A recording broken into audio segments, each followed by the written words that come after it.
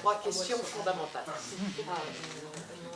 بقول لك انه انت يعني شكرا كثير على الاشياء المهمه اللي حكيت لنا اياها وحكيت عن الطرق الحضاريه استخدام الطرق الحضاريه في الزراعه. شو هي الطرق هاي يعني التقنيه اللي انتم بتستخدموها؟ هل فيك تحكي لنا عن اشياء معينه مثلا؟ نعم. والسؤال اعطيك السؤال الثاني ولا بالاول؟ خلينا نجاوب سؤال. Il va répondre à la première question, c'est les moyens techniques.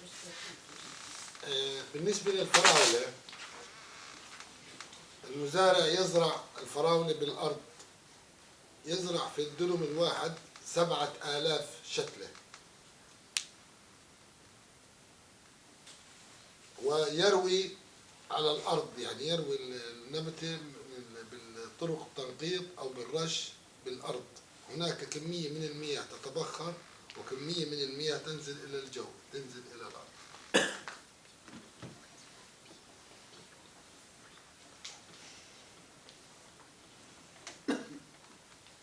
Donc je donne un exemple, comment ils font pour cultiver les fraises. Un agriculteur, donc, il va planter sur plus de 7000 plantes de fraisiers sur un dôme de terre. Il va effectivement les arroser ou bien avec le système de goutte à goutte, ou bien il va asperger l'eau un petit peu, comment on appelle ça, vaporisation. Donc malheureusement, une partie de cette eau, ou bien elle va s'évaporiser dans l'air, ou bien elle va descendre dans la terre, et donc les fraisiers ne vont pas vraiment profiter. الطريقة الحديثة هي زراعة في تربة خاصة ليس في الأرض، في أحواض معلقة، ونزرع في 1000 متر 21000 شتلة. 21000 الشتلة بقديش؟ في 1000 متر مربع، يعني نفس المساحة. Donc, par les moyens effectivement modernes, ce qu'on fait nous, au lieu de planter les fraisiers dans la terre normale, on va planter ça dans une terre spéciale. Pour les fraises, c'est dans des pots en fait, une sorte de pot, et qui sont accrochés, et c'est une terre spéciale. Alors, comme ça, nous, on va planter plus de 21 000 plantations de fraisiers sur 1000 mètres cubes. Au lieu de, avant, on en avait parlé de 7 000. C'est du mètre carré. ما انت بالاول قلت 7000 شتله في واحد دنم. الحين بزرع 21000. Ah oui, donc au lieu de 7000 avec l'ancienne méthode, maintenant on peut planter plus de 21 000 avec les moyens techniques modernes. Donc apparemment il montre une photo. ونروي عندما نروي يعني نعطي شتل مياه، تسير المياه في قناة وترجع إلى خزان ونعيد استخدام المياه مرة أخرى.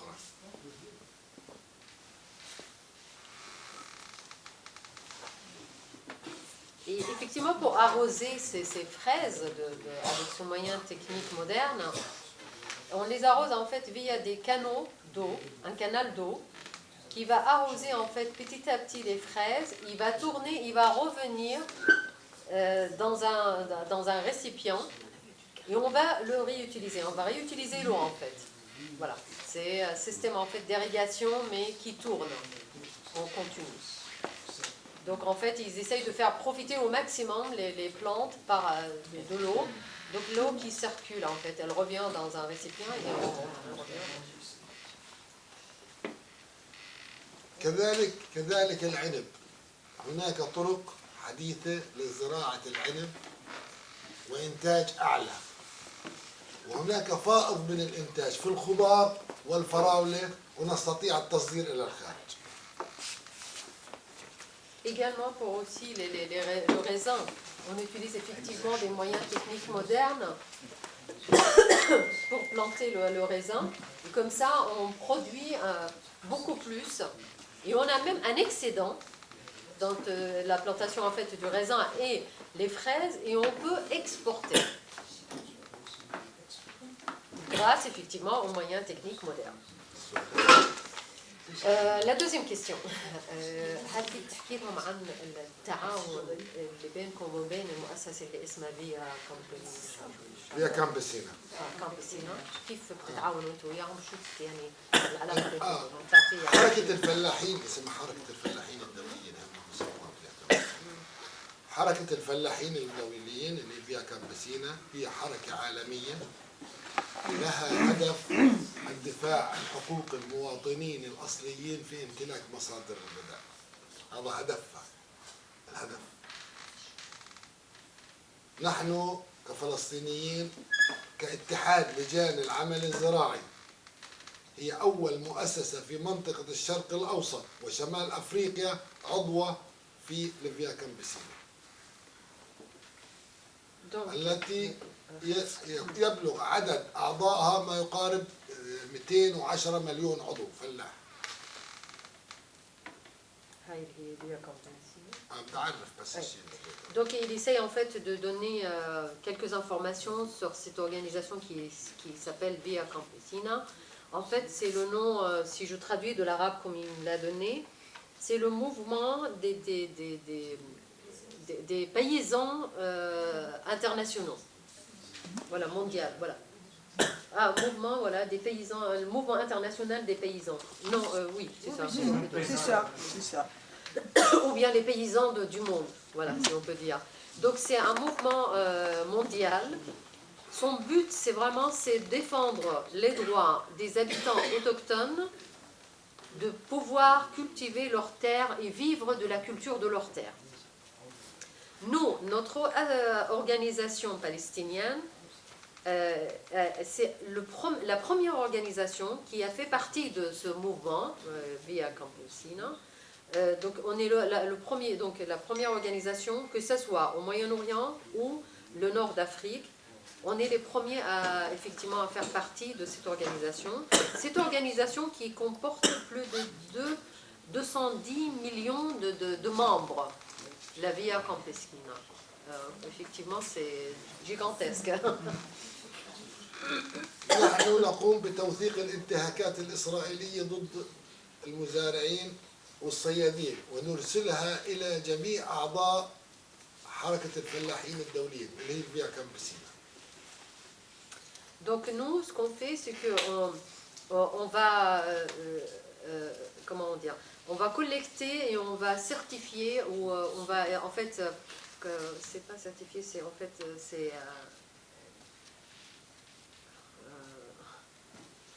c'est vraiment collecter toutes les informations et les preuves en fait, voilà, les preuves de toutes vérifier. Comment? Vérifier? Non, c'est pas vérifier, c'est vraiment c'est quand tu veux valider ou attester vraiment toutes les pratiques illégales de l'armée israélienne contre les Palestiniens et les pratiques violentes. Recenser, pardon, voilà, c'est ça le mot que je cherchais. Recenser toutes les agressions contre les Palestiniens et on les envoie aux membres de cette organisation Via Campesina. هذا أولا. ثانيا نتبادل الخبرات التقنية في حفظ البذور ومحاربة الاحتكار للشركات العالمية الكبيرة التي تحتكر البذور وتحارب الفلاح أو المزارع في امتلاكها للبذور المهجنة.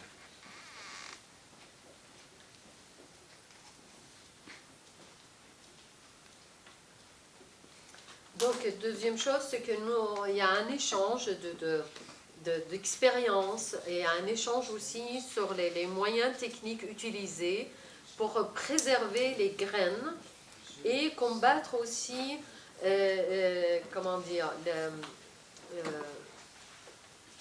combattre les grandes entreprises mondiales qui ont le monopole pour effectivement le commerce des graines et qui vont vraiment et ils vont combattre les petits agriculteurs en utilisant des graines modifiées génétiquement. Notre cher Monsanto Bayer. أيضا نحن نقوم ببناء حركة الفيا كامبسينا في شمال أفريقيا وتنظيم المزارعين في حركات اجتماعية في شمال أفريقيا والشرق الأوسط. Donc aussi, on essaye d'aider aussi à construire un mouvement, aussi une branche de ce mouvement Via Campesina dans le nord de l'Afrique et au Moyen-Orient pour organiser, rassembler les agriculteurs et vraiment leur permettre d'avoir une structure bien définie pour bien travailler et mieux défendre leurs droits. Juste une précision, pourquoi elle parlait tout à l'heure de graines invariées? Avarié. Avarier, les graines. C'est un rapport avec... C'est ce que disait Béatrice, oui. C'est les graines des multinationales en fait.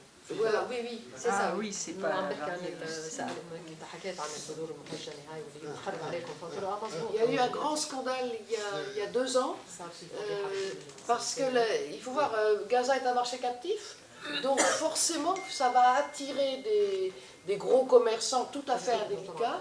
Et on était arrivé au fait que la production avait chuté de manière absolument dramatique il y a 2 ans, et ça a été un grand traumatisme à Gaza. C'est pour ça qu'eux travaillent. Et ils parlent en fait, ils ont fait une banque de graines à Gaza. Oui. Attends, je lui donne ta dernière question. Qu'est-ce que c'est? Ah oui, non. هل لاحظتوا نتائج سلبية من الاحتباس الحراري اللي عم بيصير بالكرة الأرضية وارتفاع درجة الحرارة؟ هل أنتم في عليكم عم بتلاحظوا شيء وصار عليكم نتائج سلبية؟ Oui, en fait, ils ont observé effectivement des conséquences négatives sur le réchauffement climatique. أولا الاحتباس الحراري سببه الدول الصناعية الكبرى التي تنتج ثاني أكسيد الكربون والتي تؤثر على ثقب الأوزون.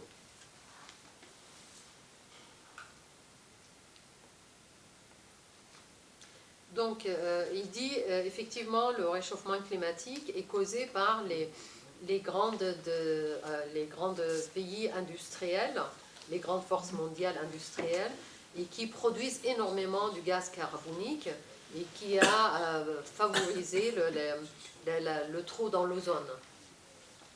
ولذلك أصبح عندنا في قطاع غزة هناك تأثير من الاحتلال وتأثير من الدول الصناعية.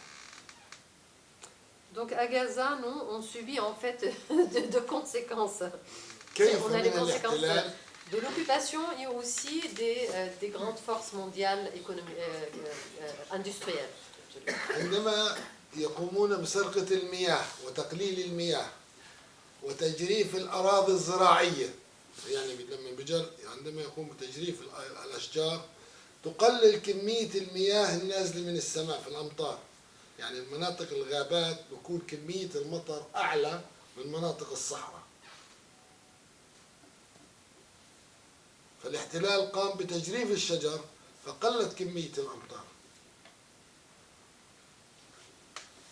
Donc pourquoi donc je dis que déjà on subit la conséquence de l'occupation. Pourquoi? Parce que l'occupation effectivement vole l'eau et aussi elle rase et elle détruit les terres agricoles. Elle va raser aussi, elle va arracher les plantes. Donc il y aura moins de forêts, il y aura moins de plantes. Donc les plantes et dans les forêts, ça produit effectivement l'eau et la pluie, ça valorise et ça favorise l'eau. Donc comme ça, on n'a plus de plantation, on n'a plus d'arbres, donc on a moins d'eau. من 10 سنوات كان كمية الأمطار التي تنزل على قطاع غزة 400 ملي لتر سنويا. يعني في مقياس الأمطار 400 ملي لتر. اليوم 250 ملي لتر. هذا بالنسبة لكمية المطر. Donc il donne un exemple que il y a plus de 10 ans, la quantité d'eau qui tombe par la pluie était estimée à 400 millilitres par an. Actuellement, on n'est que à 250. أيضا في الشتاء أصبح الجو بارد جدا والصيف حرارة مرتفعة جدا. Également, l'hiver devient de plus en plus rude et il fait très très très froid par rapport à avant. Et l'été devient insupportable parce qu'on a des températures excessives et il fait très très très chaud.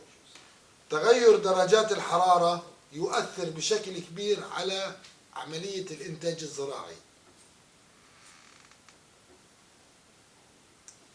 Donc effectivement ce changement climatique et le changement des températures donc, malheureusement a un impact très négatif et néfaste sur la production agricole.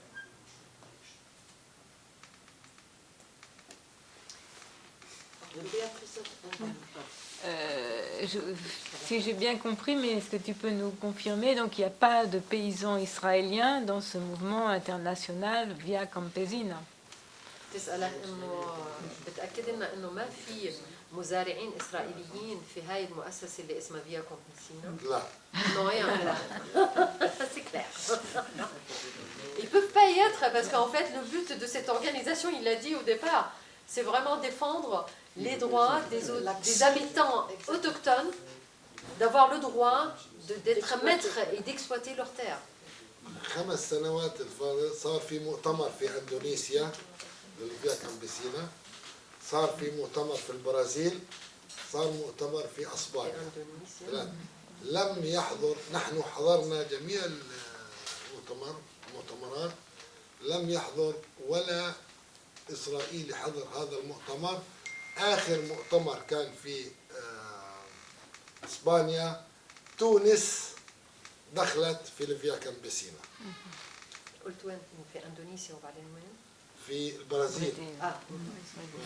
Donc il dit, depuis 5 ans, il y a eu plusieurs conférences pour ce Via Campesina en Indonésie, au Brésil, et le dernier c'était en Espagne. Et dans aucun de ces conférences, il y a eu une présence israélienne. Par exemple, dans le dernier qui a eu lieu en Espagne, il y a juste la Tunisie qui a rejoint récemment cette organisation. إسرائيل لا تنطبق عليها الشروط العضوية. Donc, par contre, en fait, ce qu'il mentionne, il dit que de toute façon, Israël ne respecte pas en fait les conditions pour devenir membre de cette organisation. Véronique.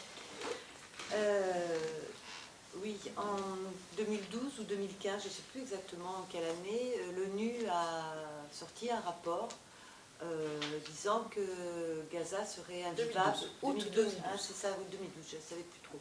En disant que Gaza serait invivable en 2020. 2020, c'est demain, c'est dans quelques jours, on va dire. Quelle est la perception, ou quel est le regard de Mohamed sur ces perspectives très sombres, voilà, sur qu'est-ce que Gaza en 2020 en fait.